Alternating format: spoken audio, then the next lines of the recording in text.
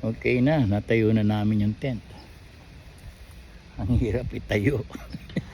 First time kasi. Kaya nagbubukas ng bintana yung misis ko. Binubuksan niya yung bintana. Ay.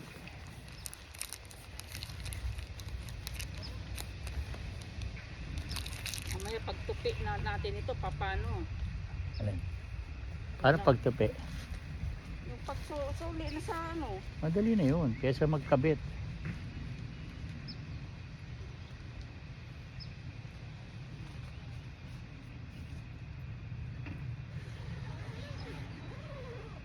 Anim na tao ba to?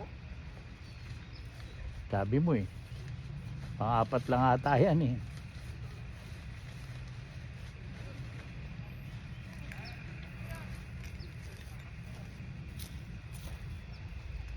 Pang-apat lang tulad, hindi pang-anim na hotel.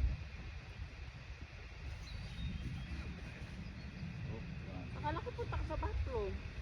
Hinaan na kita. Punta ka na. O yung cellphone na. Ate na. Eto. Sige, babalik ako.